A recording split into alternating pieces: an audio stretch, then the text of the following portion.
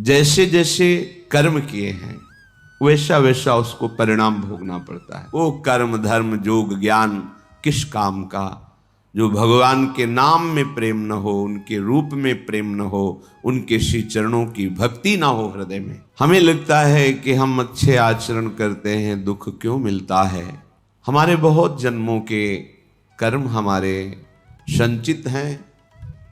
जब तक हम भगवद अर्पित कर्म नहीं करेंगे, भगवान नाम जप नहीं करेंगे, भगवत आश्रय नहीं लेंगे, तब तक उन कर्मों का नाश तुम्हारे शुभ कर्मों से नहीं होगा। शुभ कर्म और अशुभ कर्म दोनों का अलग अलग भोग प्राप्त होगा, जिसे सुख और दुख कहते हैं। एकमात्र भगवत समर्पित कर्म और भगवत स्मरण इतनी सामर्थ्य है कि आपके सब पहाड़ के पहाड़ जैसे शुभ अशुभ कर्मों को विध्वंस करके महासुख प्रदान करेंगे। जब तक शुभ अशुभ कर्म रहेंगे तब तक आपका जन्म मरण होता रहेगा, आपको दुख सुख की प्राप्ति होती रहेगी। जैसे किसी किसी को भ्रम होता है कि गर्भस्थ शिशु या बाह्य प्रकट हुआ या अभी बाल्यावस्था को है या किशोर अवस्था को है, इस जन्म में तो कोई पाप नहीं हुए, फिर वो क्यों मर जाता है या फिर वो क्यों असाध्य रोगों से ग्रसित हो जाता है। जीव पुरातन है, भगवान का अंश, और उसी ने जिन जिन शरीरों को धारण करके जैसे जैसे कर्म किए हैं वैसा वैसा उसको परिणाम भोगना पड़ता है। पहली बार थोड़ी मनुष्य बना है, शास्त्रों बार बन चुका होगा। जैसे प्रश्न उठता है कि 84 लाख योनियों में एक योनि है जिसमें कर्म नवीन किया जा सकता है, तो अभी तो वो मनुष्य योनि में है, पीछे कैसे कर्म किए। तो आप जानते हैं ये कितने करोड़ बार मनुष्य बन चुका है? नहीं जानते। अल्पज्ञ होने के कारण आप प्रश्न कर देते हैं कि मनुष्य योनि तो 84 लाख योनियों में एक बार ही मिलती है और अभी वो मनुष्य बना है, कोई नवीन कर्म किया नहीं, ना शुभ ना अशुभ, फिर उसे दंड क्यों मिल रहा है? क्योंकि अन्य योनियों में किए हुए कर्मों का परिणाम मनुष्य योनि में नहीं भोगना पड़ता। जैसे पशु है, पक्षी है, वो तो प्रारब्ध के अधीन होता है, नवीन कर्म कर ही नहीं सकता। फिर ये परिणाम किसका भोग रहा है? जो अभी अभी नवीन अवस्था को प्राप्त हुआ है मनुष्य शरीर में। आप अल्पज्ञ हैं, आप पीछे के जन्म नहीं देख पा रहे कि आप करोड़ों बार मनुष्य बने हैं। हर बार आपने वासना की फिसलन में फिसल करके अशुभ कर्म किए और भगवान को प्राप्त होने वाले भगवत प्रीत्यर्थ कर्म नहीं किए, भजन नहीं किया। अनादिकाल से भटकते चले आ रहे हैं। ये क्यों म्यों छोड़ करके यदि शास्त्र और संतों की बात मान लें तो आपका ये जन्म सब कर्म संस्कारों को मिटाकर परम पावन भगवान के चरणों की प्रीति प्रदान कर दे। वही योग योग है, वही ज्ञान ज्ञान है, वही धर्म धर्म है, जिससे भगवान के चरणों में प्रीति हो जाए। वो कर्म धर्म योग ज्ञान किस काम का, जो भगवान के नाम में प्रेम न हो, उनके रूप में प्रेम न हो, उनके श्री चरणों की भक्ति ना हो हृदय में। बड़े बड़े महापुरुष योगींद्र मुनींद्र भी जिनके चरणों का यश गाते हैं, चरणों की आराधना करते हैं, वो प्रभु हैं। सत प्रेमैक रसात्मनो पदतले न्यस्याभय स्थीयते। जिसने श्री श्यामा श्याम के चरणों में अपने शीश को झुका दिया, समर्पित कर दिया, अब उसे कहीं भी कोई भी भय परास्त नहीं कर सकता, श्रीपाद कह रहे हैं। क्योंकि ऐसा सच्चिदानंद में निर्भय पद उसके हृदय में प्रकट होता है। तरहास्ते मम लोक तो नहीं भयम, नो धर्म तो नो दूरांत यदि व्याधि सतात किमन्य दखिलाधीसाच में नो भयम। अब उसे कोई लोकपाल भी भयभीत नहीं कर सकता। जिसके भय से वायु चलती है, सूर्य तपता है, मृत्यु अपने समय से काम करती है, वो ईश्वरों के ईश्वर भी भगवान श्री कृष्ण हैं। वही निर्गुण निराकार हैं, वही सगुण साकार हैं, पर ब्रह्म की प्रतिष्ठा है श्री कृष्ण। गीता जी और उन्हीं श्री कृष्ण के हृदय का प्रेम समुद्र जब सार रूप धारण किया तो श्यामा जी हुई। ऐसे श्यामा श्याम के चरणों की शरणागति जिसने वृंदावन धाम में आकर के रसिकों का संग करके प्राप्त कर ली, उसकी ऐसी स्थिति हो जाती है कि लोकपालों का भी कोई भय नहीं रहता। सुरपति, नरपति, लोकपति जिनके भावे घास रहे, परमानंद में तज सबही की आस, क्योंकि निर्भय पद श्री श्यामा श्याम के चरणों की शरणागति हृदय में जागृत हो गई है। अब बातें केवल नहीं रह गई, हृदय में जागृत हो गई है धाम की कृपा से, सत्संग की कृपा से। धर्म भय किसी भी प्रकार का अब उसे धर्म भय भी नहीं लग सकता कि मेरा कुल धर्म तो ये है, लोक में मेरा एक कर्तव्य है, ये धर्म अब भय नहीं। अपनी शरणागति के लिए भगवान श्री कृष्णचंद्र जी गीता जी में कहते हैं, सर्व धर्मान परित्यज्य मामेकम शरणम व्रज। सारे धर्मों का मेरे चरणों में त्याग कर दो, अर्थात मेरे चरणों का आश्रय लेकर भजन करने से सब धर्मों की स्वतः पूर्ति हो जाती है। जैसे समुद्र में स्नान करने पर नर्मदा, गंगा, यमुना जितनी नदियां हैं सबका अवगाहन हो गया, क्योंकि सब नदियां अंततः समुद्र में ही विलीन होती हैं।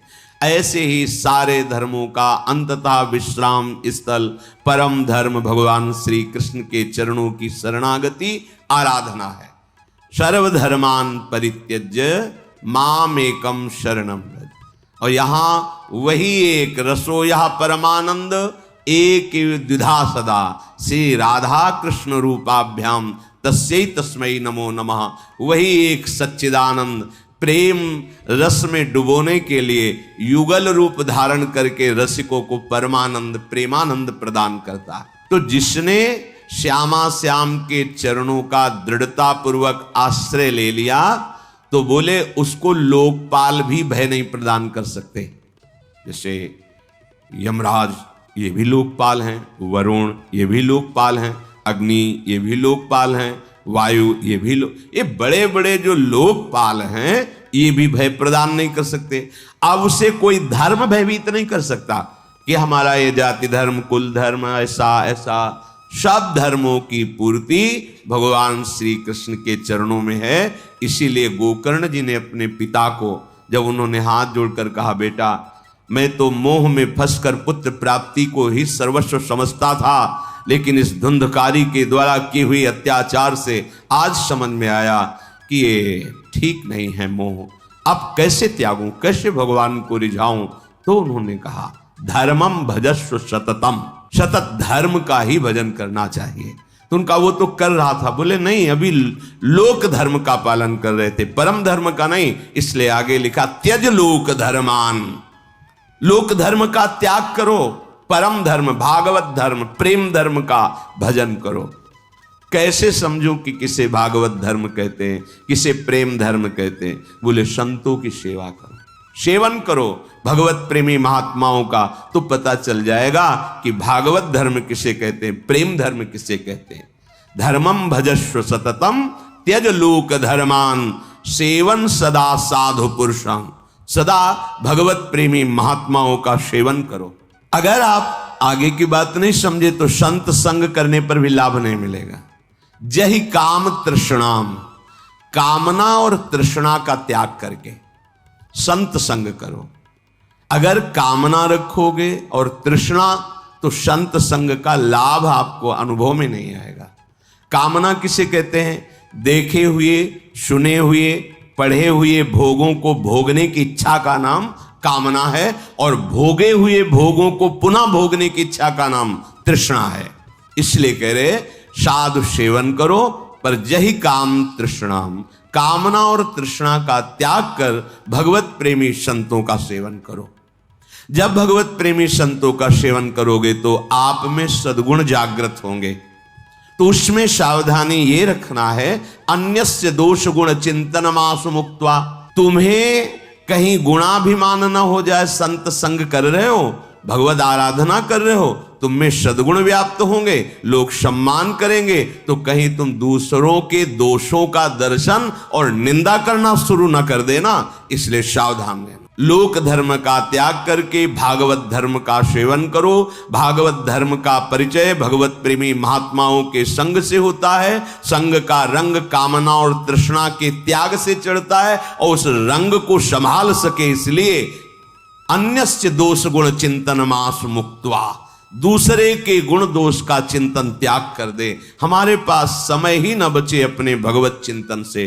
कभी नाम, कभी गुण, कभी लीला, कभी रूप, कभी धाम, कभी सेवा, हमारा सारा समय इसी अभ्यास में जाए। अन्यस्य दोष गुण चिंतन का तब हमें अवसर मिलता है जब हम प्राप्त दिनचर्या का प्रमाद के कारण त्याग करते हैं।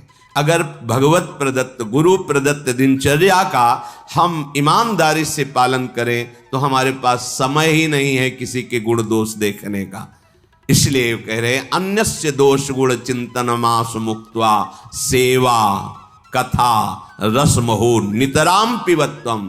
भगवान की लीला चरित्रों का गायन, श्रवण और प्रभु की श्री अंग की सेवा। अपनी कुटिया में ठाकुर जी को विराजमान जो किए हैं वो साक्षात हैं। ऐसी भावना से उनकी सेवा में रत रहना। तो यदि आप श्यामा श्याम के चरणों की शरणागति ले ली तो अब आपको धर्म का भी भय नहीं करना कि मेरा कुल धर्म, मेरे कुल देवता, मैं एक पिता हूं, मेरा ये कर्तव्य, मैं एक पुत्र हूं। ये सब कर्तव्यों की पूर्ति स्वतः हो जाएगी जब आप भगवान के आश्रित हो जाओगे। तो इसका मतलब ये सब नहीं करना चाहिए। नहीं, अंतर्भाव नहीं समझ पाए। जब आप भगवान की शरण में होगे तो आपकी बुद्धि इतनी पवित्र होगी कि आप एक पिता का, एक पुत्र का, एक पति का या एक पत्नी का या अपना ऐसा महान आचरण सद्गुण प्रकाशित करेगा इस शरणागति कि सब आप पर प्रसन्न हो जाएंगे, सब आपको आशीर्वाद देंगे। ऐसे आचरण आपसे होने लगेंगे। पर आपकी रति होगी भगवान के ही चरणों में। प्रभु के नाते से ही सब कर्तव्यों का पालन होगा। अगर किसी कर्म के वशीभूत होकर के हमारे शरीर में 100 भयानक रोग एक साथ पैदा हो जाएंगे तो भी मेरे हृदय में कोई चिंता नहीं रहेगी, क्योंकि हम श्यामा श्याम के शरणागत हैं। अक्षरशः सत्य है। हृदय से शरणागति स्वीकृत हो जाए तो ये बात कह रहे कि 100 यदि रोग एक साथ प्रकाशित हो जाएं इस शरीर में तो भी मेरे हृदय में कोई चिंता, कोई शोक, कोई भय नहीं होगा, क्योंकि हम प्रभु के शरणागत हैं। ऐसे अखिल ब्रह्मांडों का कोई अधिपति भी हो, जैसे अखिल ब्रह्मांडों का अधिपति काल है, समय, वो ब्रह्मा को भी खा जाता है। ब्रह्मा भी उससे भयभीत होते हैं क्योंकि उनकी भी अवधि है। अखिल ब्रह्मांडों का अधिपति भी मुझे अब भयभीत नहीं कर सकता। भगवान का ही स्वरूप है काल। समुझ जे आए शरण ते डरत ना काल डर। जो ऐसा समझ करके श्यामा श्याम के चरणों का आश्रय ले लेते वो काल से भी भयभीत नहीं होते। कैसे? देखो, मृत्यु की बात सुनकर भय लगता है। मरने से हमारा स्वभाव बन गया भयभीत होने का, और मृत्यु से तो खास डर लगता है। सच्ची मानिए, जो भक्त जन होते हैं, जिनका हृदय प्रभु को समर्पित होता है, उनके मृत्यु का समय ऐसा होता है जैसे विशाल हाथी के गले से रायबेल की माला टूट के गिर जाए। रायबेल जो श्वेत, उसको पता ही नहीं चलेगा कब छूट गया। मृत्यु भयावा नहीं, भयावा तब होती है जब हम केवल शरीर में आ सकते हैं और यहां की सब सामग्री हमने मेहनत के द्वारा पैदा की, और जब छूटने का समय आता है तो सब छूटेगा। जिनसे हमने परिचय बनाया वो छूटेगा, जिसको हमने अपना माना वो छूटेगा। तो अब मिलेगा क्या? अब केवल भय ही भय है। कहां जाऊंगा, कौन मेरा है, क्या होगा, ये सब मेरे तो छूट रहे हैं, अब क्या होगा, अब भय है। अगर आपने श्यामा श्याम के चरणों का आश्रय लेकर सबकी सेवा की है तो मूल में श्यामा श्याम है, तो शरीर छूटने की बात आने पर यह बात आएगी श्यामा श्याम है ना, हमें जाना तो उन्हीं के पास है ना। आप देख लो, वास्तविक हृदय में जब शरणागति आएगी तो मृत्यु का भय भी जाने लगता है। मरने का मतलब है अपने प्रीतम के समीप नित्य निरंतर सानिध्य में रहना। कितना आनंद का विषय। हम जिसे प्यार करते हैं अब उसे ध्यान में नहीं, अब वो प्रगट में मुझे उनके समीप रहने को मिलेगा, ऐसा भाव। मरने से सब जग डरा, मेरो मन आनंद, कब मरी हो कब भेटी हो, पूरन परमानंद। तो कह रहे हैं उसे सर्व ब्रह्मांड अधिपति काल से भी भय नहीं होता। जिए काल बस ना परे, वो जीता है श्यामा श्याम में, काल के अधीन होकर नहीं जीता, क्योंकि वो श्यामा श्याम का शरणागत। तो ये तो भाई उनकी बात हुई जो वृंदावन आश्रित होकर श्यामा श्याम की तन्मयता पूर्वक उपासना कर रहे, रोज सत्संग सुन रहे, रसिकों का संग।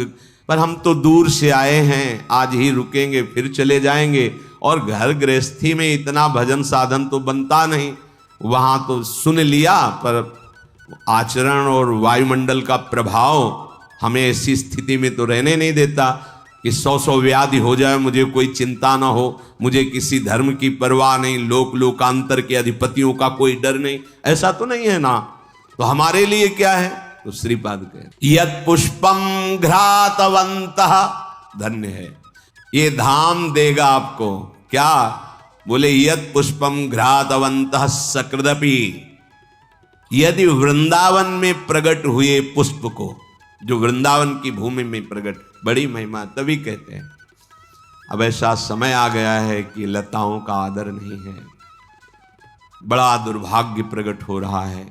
करे तो क्या करे, माया ने ऐसी समस्या में फंसा दिया। अब वो 50,000 रुपया गज की 100 गज जगह खरीदी, अब 100 गज में उसमें वृक्ष रखे या अपना मकान बनाए, क्योंकि सब बड़ी मुश्किल से धन संग्रह करके वृंदावन वास के लिए उसने जगह खरीदी है। अब एक पीपल का वृक्ष, बरगद का वृक्ष, वो खुद अपना अधिकार जमा ले, अब क्या करे? ये दलीलें हमारी बुद्धि में जागृत होती है कि हम क्या करें, इतनी महंगी जगह ली, अब लता। पर हमें ये ध्यान रखना है कि कोटि ब्राह्मणों की, ब्रह्म ऋषियों की हत्या का जो फल है वो यहाँ की लता को काटने पे है। ये धाम है, यहाँ हमारे प्यारे जो लता के नीचे खेलते हैं। लता भवन सुख शीतल छहा, श्री हरिवंश रहत नित्य जहां, तहां न वैभव। हाँ, यहाँ की लताएं बड़े बड़े परमहंस महात्मा हैं, पर दुर्भाग्य है ऐसी माया ने बुद्धि अपने लोगों की कर दी कि कोई रास्ता ही नहीं समझ आता। अब जगह खरीदे तो उसमें लता रहने नहीं देंगे, लता नहीं रहेगी तो वहाँ बिल्डिंग बनाओगे तो भजन नहीं रहेगा, क्योंकि अपराध तो पहले ही कर दिया। महान वृक्षों का हनन वृंदावन के रसिकों ने देखा है कि ये लताएं समर्थ हैं प्रिया प्रीतम के प्रेम रस प्रदान। श्री बिहारिन देव जी महाराज स्वामी हरदास जी की कृपा पात्र जन कह रहे हैं कि प्रेम पदार्थ अति दूर है बिन से रज रूख, बिना लता का सेवन किए, रज का सेवन किए यहाँ का प्रेम नहीं समझ। जैसे बाहर से लोग बोलते थे ना, क्या क्या ये सब प्रेम, क्या क्या जानोगे, अपने को नहीं जानते, धर्म को नहीं जानते, सत्य को नहीं जानते, इंद्रियों को नहीं जानते, मन को नहीं जानते, उनको अधीन नहीं कर सकते। केवल बातें बनाने से होता है। परमार्थ अध्यात्म केवल भाषण थोड़ी है, ये बातें थोड़ी हैं, ये जीवन समर्पित करके ये खेल खेला जाता है, तब कहीं कुछ समझ में आता है, वो भी गुरु कृपा से।